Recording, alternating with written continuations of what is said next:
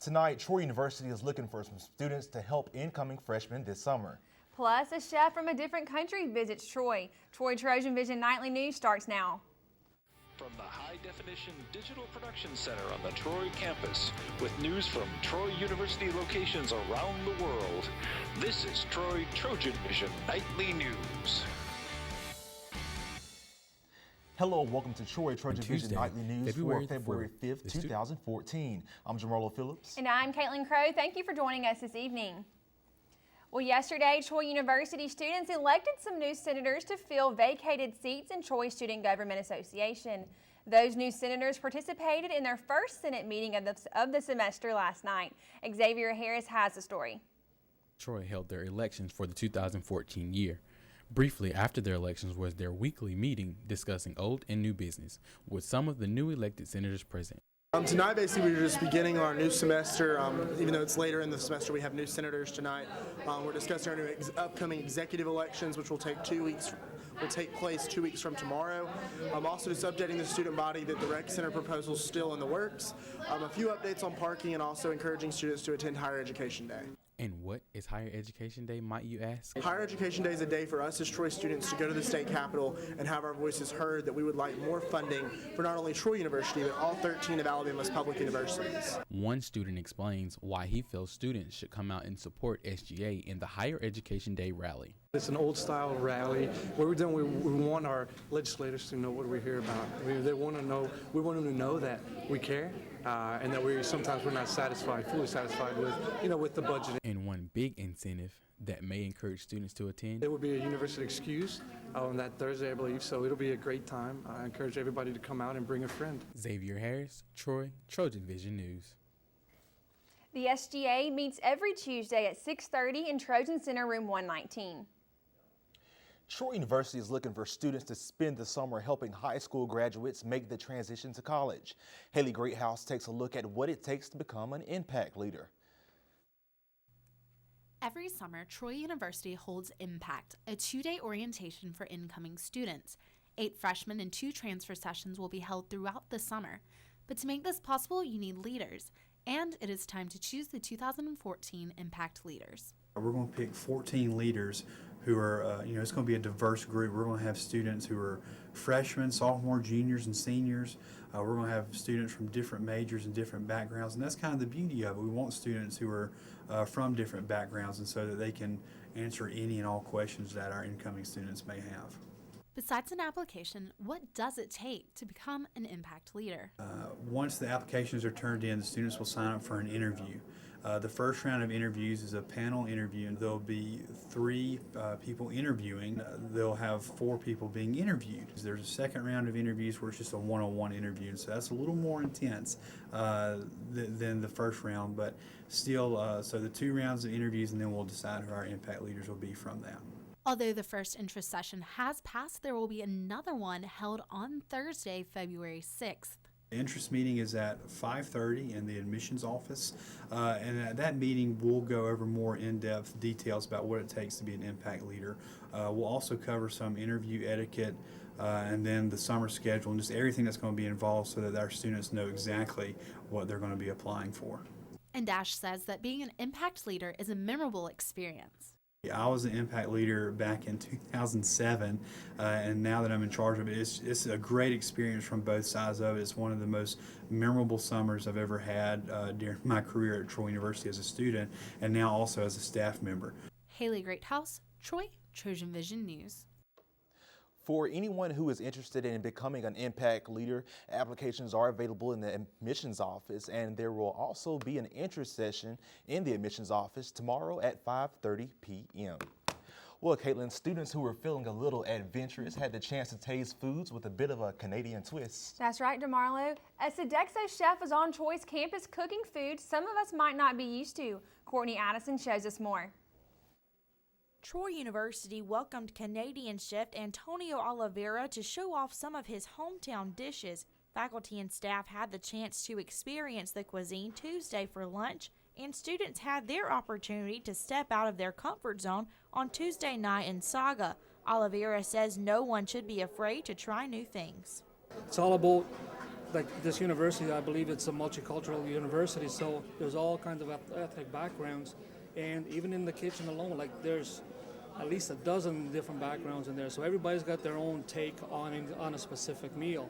And it's just a matter of trying it and enjoying it. The chef added that he enjoys cooking all types of food, but what was his favorite item on the menu? It would have to be the bison. Bison is very lean, but it's a very rich meat. Faculty members raved about the Canadian cuisines, but one item seemed to steal the show. The beef. The beef also is excellent. I like the beef tenderloin with the fried onions with the glaze. It was great. Oliveira has been in the food industry for over 35 years, and during that time, he has served a few very important people. I've had the pleasure of catering to Princess Takamoto Japan, who did when Jimmy Carter was in there receiving an honorary degree for humanitarian causes. I've also cooked for the Canadian Prime Minister, John Chrétien, who has passed since. And the latest one I had the pleasure of cooking for in the fall was Glenn Close. Unfortunately, the chef's time in Alabama was cut short due to the weather and travel arrangements. But Oliveira added that he is enjoying the South's weather, but more importantly, Troy's hospitality. I've met a lot of interesting people. I've had a lot of good laughs, and I'm looking forward to spending the day here. I already had 3 job offers, and I've only been here within the first 4 hours. I enjoy it. It's beautiful. It's a beautiful campus. Courtney Addison, Troy, TrojanVision News. Oliveira was on campus as a part of Sodexo's Global Chefs program, which brings chefs from all over the world to American College Dining Services. And now taking a look at news from around the state. In Pelham, authorities say a student struck and killed by a pickup truck outside of Birmingham was a part of a group of Montgomery High School students on a field trip to northern Alabama. Pelham police are investigating the accident just after 6 o'clock last night, which also injured another student. And in Midland City, a memorial is being held for the school bus driver slain 1 year ago before a bunker standoff in southeast Alabama. The event honoring 66-year-old Charles Poland Jr. will be held at 6 o'clock tonight at Dale County High School in Midland City. And in Muscle Shoals, a children's minister at a Northwest Alabama church is facing more than 30 counts of sex abuse. The Muscle Shoals police chief says 42-year-old Jeffrey Dale Eddy of Muscle Shoals is charged. He is a children's minister at Highland Park Baptist Church. And still to come on TrojanVision Nightly News, college football may be months away, but today was National Signing Day, and Danielle Percival will have an update on the athletes coming to Troy when she joins us with sports. And now Danielle Percival joins us for a look at sports. So Danielle, I understand today was a busy day for Trojan Athletics. It's National Signing Day. Can you tell us a little bit about what happened today? Well, of course, it was a busy day, especially over in Tyne Davis Fieldhouse with the football coaches trying to get everything in line, but we've also got a lot to get into as far as Trojan sports that are in action tomorrow. It's going to be a very busy day on campus, so we've got a lot to get into. All right. College football fans around the country got to celebrate a national holiday today. Maybe it's not a federal holiday, but really, did any employees get much done today between checking Twitter and rivals? It's National Signing Day, and fax machines around the country were receiving national letters of intent. There were also phone calls that were being received coming in. The board was filling up with recruits. Larry Blakeney announced this afternoon the Trojans signed 13 players to a national letter of intent. The signees joined 6 mid-year additions to the squad to make the 2014 signing class with 19 players in all. The Trojans signed 10 players for the offensive side of the ball as well as 9 on defense.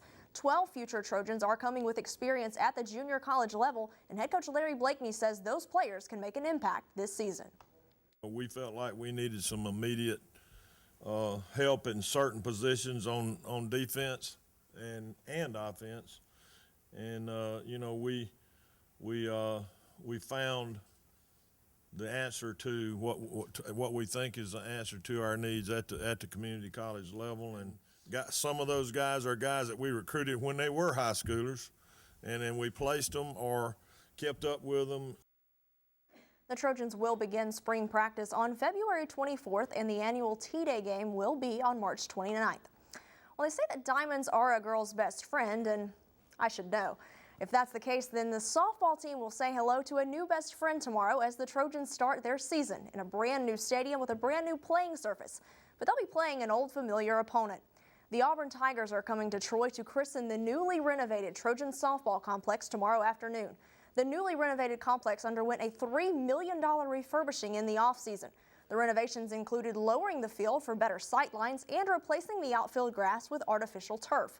Head coach Melanie Davis hopes the new facility and the SEC opponent will make for an exciting season opener.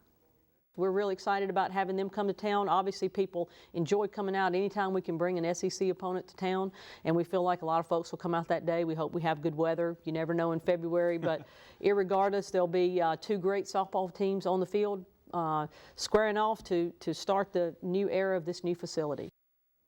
The Trojans and the Tigers take the field at 3 o'clock tomorrow afternoon for the start of a busy Thursday in Trojan athletics. And that's because the basketball teams will hit the court not long after softball makes its season debut.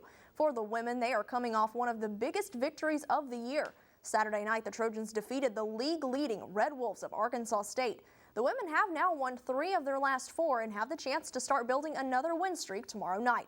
The South Alabama Jaguars will be paying a visit to Trojan Arena, and the last time these teams met in Troy was the final game of the regular season last year, when the Jags hit a last-second shot to win 71-70. The Trojans led the game most of the way, with Joanna Harden and Ashley Beverly Kelly both contributing 20-plus points.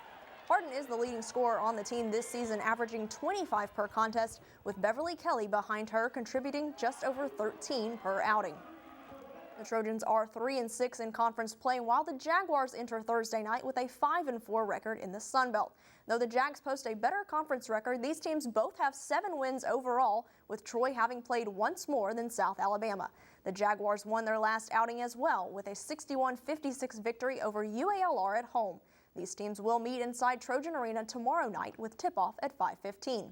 And it will be a doubleheader inside Trojan Arena tomorrow, with the men's team taking the court for the finale. They too will be facing South Alabama, who brings in the second best rebounder in the league, Augustin Rubit, who also is in the top 10 in the conference in scoring. The last time they met in Trojan Arena, the Jaguars came away victorious with a 53-49 win over Troy. Rubit led the Jags with 13 points and will be a name to keep an eye on this time around as well. South Alabama is 1-8 in conference play so far, with the Trojans a game better at 2-7. Both teams enter on a losing streak, with Troy having lost its last 5 and the Jags coming in having lost their last 4. One team will break that streak tomorrow night, with tip-off scheduled for 7:30.